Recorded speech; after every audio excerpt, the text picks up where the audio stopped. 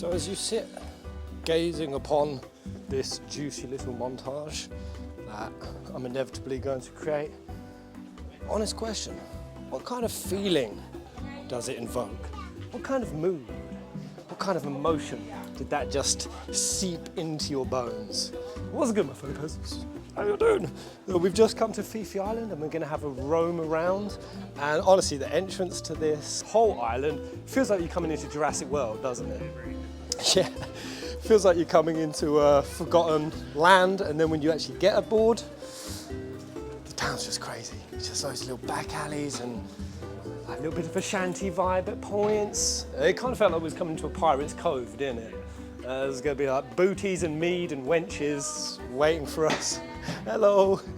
And it kind of got us thinking, like the second we stepped on the island, it invoked a feeling, didn't it? Yeah. It almost catapults you into a new way of operating, moving around, interacting with the environment, the overall feeling that you get. And we were just chatting in the hotel about games and Final Fantasy, and is this the magic of Final Fantasy? Because I've been doing a lot of talking, especially with 15 and its world creation, it being open world, and what 16's world creation is going to be like.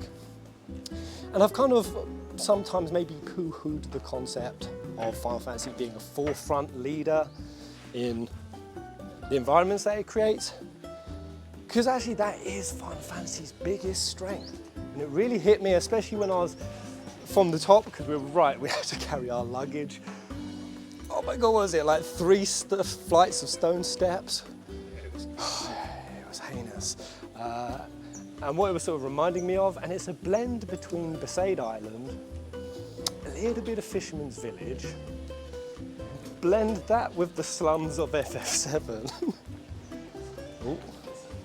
Oh my God, this you stank. All right, they're digging up the road. Let's just walk past this part. Yeah, actually we're going to take you guys this way. It's a much more interesting vibe than just down to the beach. Gorgeous beaches, and we're definitely going to capture some of it, but this is more kind of, outside the gates of Kalusia. And also, talking of 14, I think it's Hermit's Hovel. I think Hermit's Hovel feel to it. And yeah, I've been quite a few months into traveling around. I've seen all kinds of locations, sets and settings, Marcolania Forest, woods. I got a big vibe of that in Spain when there's like all these fireflies. And there are also a lot of them up in America, and as a Brit, I mean, we never see those things. So I was getting like real mystical vibes, sleeping forest, ancient woods, the big red pines, and all the different towns I've been to as well. That culturally Final Fantasy draws from, like Lutetia and other locales. Hello, Buzz. You're right. That pull from European cities. And how in every location has always had a different tonality, a different feel, a different vibe, a different resonance. And that is such a beautiful thing, journey and traveling. But also it comes at the expense of leaving home, like it has for you, Gingy Boy. Unfortunately, he's not mic'd up. We only had one charged. But he's there. Oh, positive. Go on. Give him a wave, man. So you're not just a disembodied voice. I don't mind being a disembodied voice. No, he doesn't. He likes it. And yeah, coming away from home, and they just put me in this real spin of thinking about how beautifully Final Fantasy sets this whole theme up in almost all of the games. Like Cloud, his whole journey setting off from Nibelheim. And how when we first see Nibelheim, gosh damn, it's loud.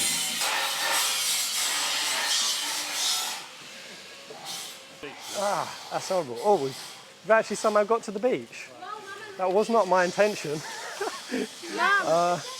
Yeah, and Nibelheim starts as this really cute, endearing place. You've got like Dali village vibes, or even Rydia's hometown. Hello. Where you go? Just roaming around. Just roaming. Take boat out. Yeah? Kayak out. Yeah, maybe. Everyone's trying to sell me kayaks. Oh, gosh, it's bright. Whoa. Whoa! Yeah! Damn! That is so pretty. So pretty. Let's just have a moment. Screw whatever this video was about. The music's definitely ruining the vibes and probably get me a copyright strike at the same time. Yeah, there are numerous examples of the hometown, the thing that the hero sets out from, and a lot of time is setting out to protect. And how even that is both a beautiful thing and a vice within itself. Because I did get a really strong feeling, we've spoke about this endlessly, haven't we? And it's a big part of coming out here and traveling, is how much the environment that you're in, people that you're surrounded by, the culture, the busyness, how packed it is, how much, I think it's something that humans massively underestimate on how much it plays a huge role in our psyche, our mood, our view, the lens in which we view the world, the experience that we have.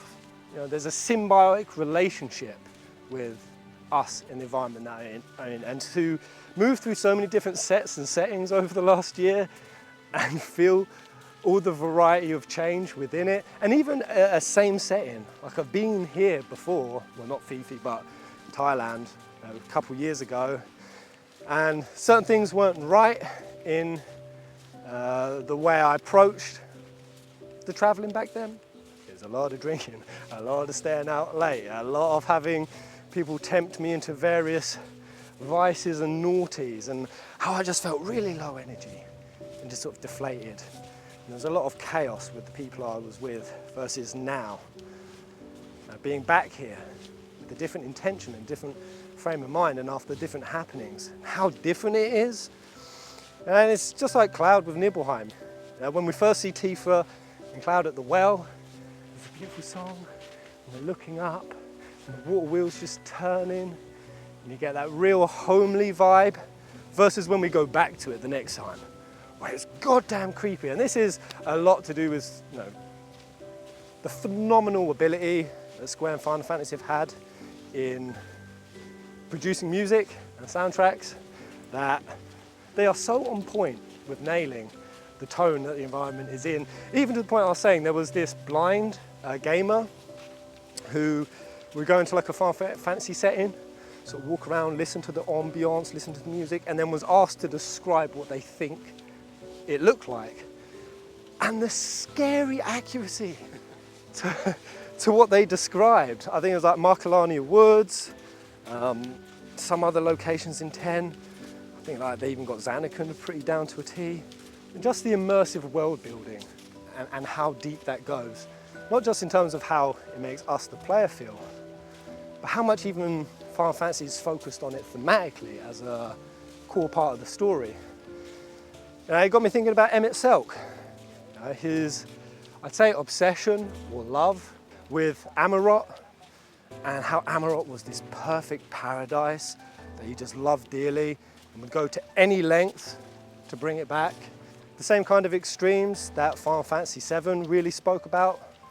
The vice of being too attached to home, the comforts of it.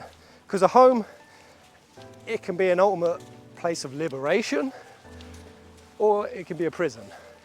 And I've even felt it within my first home that I bought. When I first bought it, I was creating a Zen den, I was doing the streams around it, all the memories, all the things that happened over that period of time. Oh, the love I had for that house, and even if I would drive by, it was just like the feeling. But I do remember a very distinct period of time where a lot of hard stuff went down. And there was, you know, without going too deep into it, some trauma associated with the environment, and how much it changed my feeling, my way of being, the way I showed up. It really became this cyclical reflection of what had gone on, and no matter what I did, I could not break out of it. I really, really couldn't. And in the end, I had to go spend a big old chunk of time away from it, so that it gave me a different perspective when I came back to it.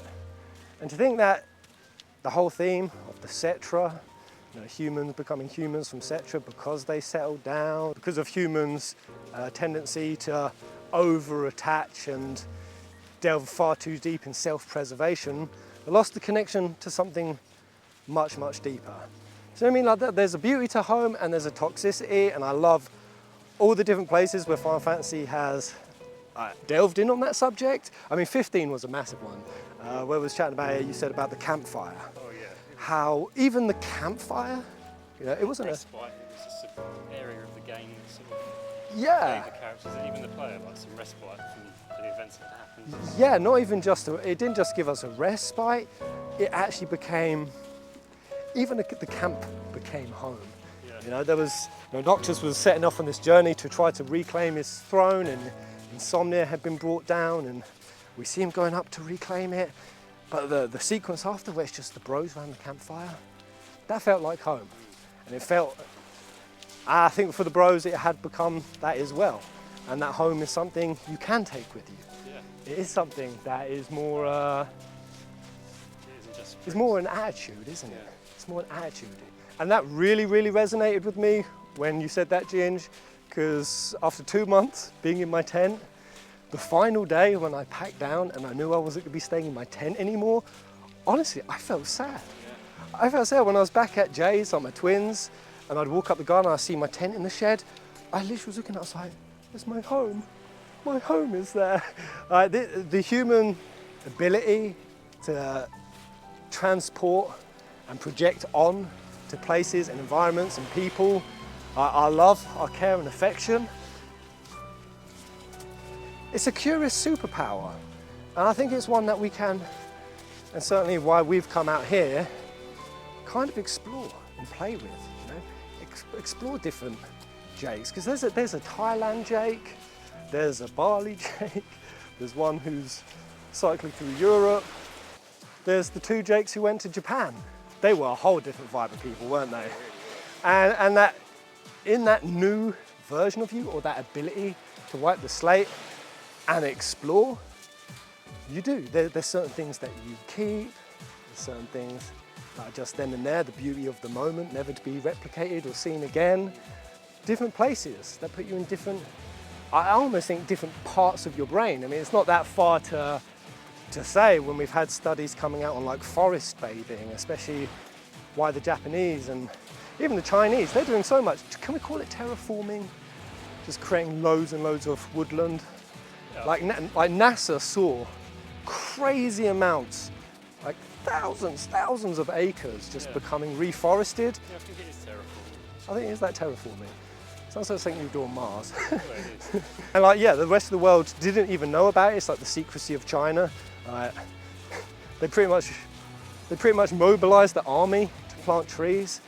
And even when I went to Singapore, for example, that place was battered. The rivers were totally polluted and nasty. The streets were covered in trash. Its carbon footprint was dire. Now when you go there, it's clean as a whistle. It's an eco-paradise out there. Hanging sky gardens, and there was this giant dome where they had basically plant life from all over the world. It was phenomenal. And how it changed the culture of Singapore. The impact that had, not just economically, but on the people who lived in it. Your home is both a nation and all the biases that you accumulate from that, for good and bad, you know, sense of identity, sense of a communal something, reaching for, you know, building something greater, the way people come together in a joint cause, in commonality, but at the same time, racism and bigotry. And that trickles all the way down from the nation, right down to your home. Who are you living with? Who are the people you're around? Is it a toxic household? Is it a household of people who are anxious and kind of closed off emotionally? Yo, what's this little road here? Looks like a little jungle line divot. Yeah, let's go have a little Oh, I do like a bit of bouldering. There's a strong part of me there that's saying I could climb that, and I should. You're the responsible one, Jin. Should I climb that rock? I don't think you'd make it. You don't think I'd make it? It makes me even more. That's a way to bait me 101. That's what people did on streams. It would just tell me that I couldn't do it and I'm gonna get wrecked, but it makes me want to do it even more, and then that gets me wrecked. The main reason why this excites me, this theme and these insights I've had, and how much Final Fantasy beautifully nails its locations, the mood, the tone, yeah, how much is going to play in Rome 16. That's the main thing, as well as 7 Remake Part 2. You know, because them coming out and saying every location is going to be there, it was such a big deal to me hearing that. It was honestly the thing I was most worried about. Man, if any locations get cut, if any of them are cut, I'm going to absolutely riot. I'm going to lose my freaking mind. Even ones like Gongaga, where not much happens well, other than obviously Zack and Crisis Core. And now in 16, to see the extent of the nation building that's going on, and how all of the icons, the individuals, and this is a topic we want to take on the podcast. We're going to try a podcasty format, guys, at some point, because we've been talking a hell of a lot, like days of individualism versus collectivism, and how they affect each other, they bounce off. It's like a never-ending polarity. The individual contributes to the collective and vice versa. And 16 having a collective, a nation, and all the different architecture and the little details we've had about the differences between these different nations, they're being thrust into war, but also how their ideology and their hopes and arguably their ability to win the war also comes down to an individual like Hugo, Benedicta, and whatever icons we're going to have. I think those are the only 2 we know. I still suspect the young girl is going to be, oh, what was her name? Hey, I forgot her name. She's going to be Shiva. Ooh, I think I might just run straight in the ocean. I'm sweating like a beast. I'm really excited for how that's all going to shape up and how Clive is going to have to navigate all of these different icons. Because I think it's one of the things, maybe he can beat them by force, or he does need to ideologically sort of win them over as friends, as teammates. I think there's a little detail that kind of is the case, because it says that Hugo, who is the obviously Earth icon, Titan, that he learns that there's more to life than power and money. He learns it from Benedicta, obviously Garuda, of what nation I do not know. What that says to me is that there's going to be an awful lot of cultural reconciliation having to happen. We see that a lot on travels, don't we? A lot of like weird culture merges, places where it works, places where it don't. I mean, in Patong, there's just a bunch of old white Russian men sort of over there trying to get their Thai wives, and I don't know what point I have with that, but I think for me it was just an area where I was like, this culture vibe is, I ain't vibing. But then say when I got to Portugal and I met a whole load of traveling shanties, and people there from everywhere, from Germany, from France, there's a guy from Switzerland, beautiful, beautiful guy from Israel, Nick, absolutely love that guy. And how they had all just congregated in this one town. It was like the biggest hot pot of cultures that I've seen, and it was a beautiful place. Ooh, I think I found it. I think I found it.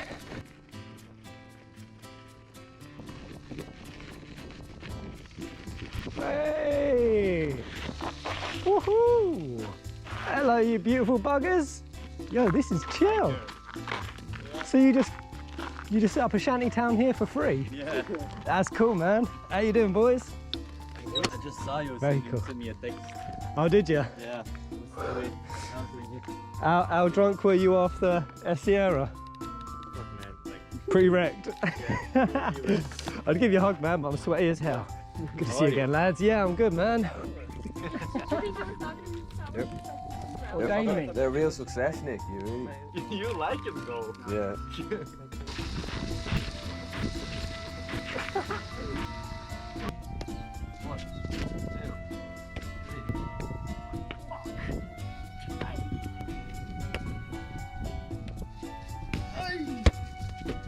I love it in this place. I understand why some people have stayed here literally for 2 years. There have been some people who have been stuck here 2 years.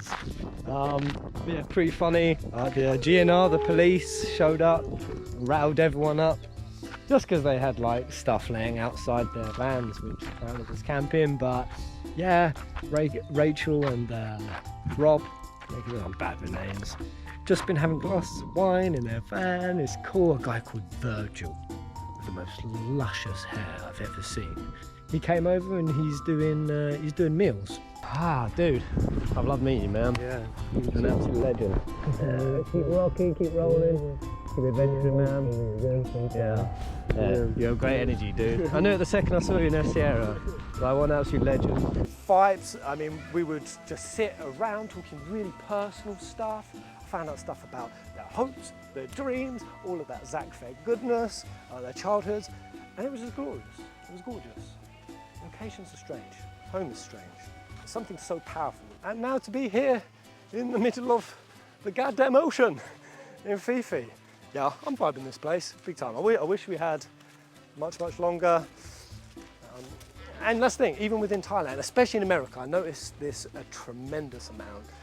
You could go in one town and then hop to the next, and the culture would just be entirely different. It's only like 20 minutes apart. I think it's because I was in Pennsylvania, which is a purple state over there, so you would have one town that would be purple, red, one town that would be blue. And to see how that changed the makeup and the fabric and the kind of people that it attracted, and what is it that makes you resonate and vibe with it? That's something that's so wholly subjective. Bali's one of the greatest places on earth, in my opinion. I met a few people here and telling them about us going to Bali.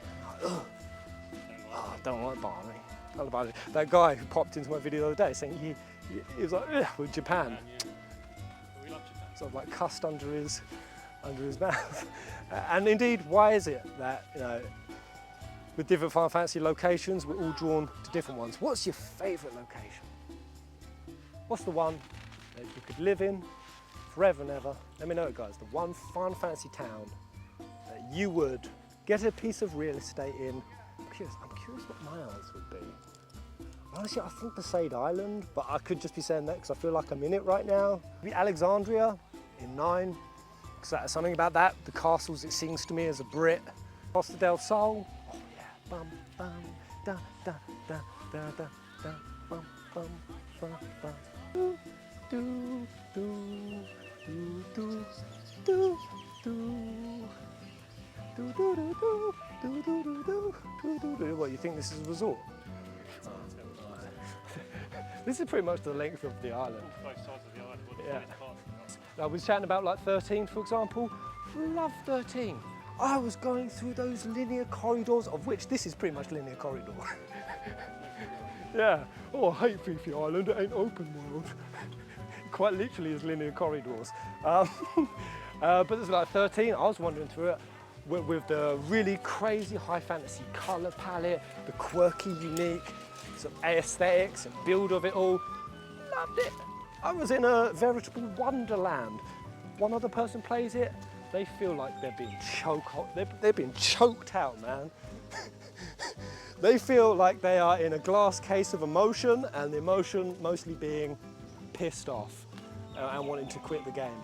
Crazy. Yeah, I still push through the game, even if I haven't had the sort of feeling of putting the game down too often. If it's been bad, but I'll still push through it. Still push through it. Give it the benefit of doubt, and you can develop a love for it. I mean, there are so many games, the second or third playthrough, I found a crazy amount of love. Great example, one, Balam Garden. Gonna say it straight, guys. First time I ever went to Balam Garden, effing hated the place.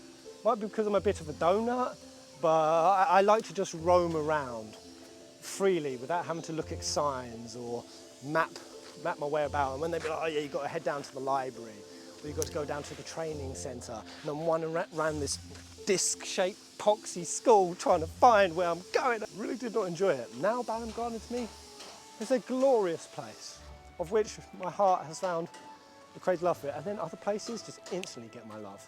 Even with Final Fantasy, that being a home for me, even the series is a home. I had to step away from that.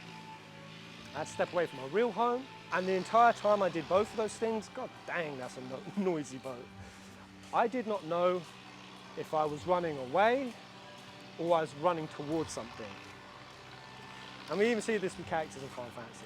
You know, we see as they move away from the base characterizations, the homelands they grow up in, Are they running away or running towards Yuffie, for example, when she left Wu Tai? Was she running away from home? Yeah, but she was also running toward her destiny. And there was something I heard earlier. Somebody said, what is one of the best things that Final Fantasy has taught you? It was kind of funny, but also very profound, is that if it's getting harder and the challenges are getting difficult and you're getting your ass whooped, then you're heading in the right direction. You're heading towards the final boss, you're gaining experience along the way, and that was the other one. Whenever you do lose a fight, whenever it seems impossible or that you're not strong enough for it, step away. Go out, gain some experience, gain a new strategy, come back and get it done. Anyway guys, hopefully that's some form of video that you guys enjoyed. Let me know in the comment section below and we'll just bop out to this tune. Should we get a little something? Yeah, let's get a little smoothie. Anyway, I love you guys. We'll be back very, very soon. If you guys have any particular vids that you would like to see done, on the go, flowing, and moving and zipping through the world, hit me up. Peace out. Until the next video. And you know what? You know what you gotta do. I'm really hoping this is the right direction in the video. If it's not, you're gonna have to invert me. No, it is. I don't know actually. Well, where's the subscribe button? Put it somewhere on there. Wait, no, on there. Wait, am I pointing that way? Have I been pointing that way? Yeah. Dude, the subscribe button's over. All right, let's try that again.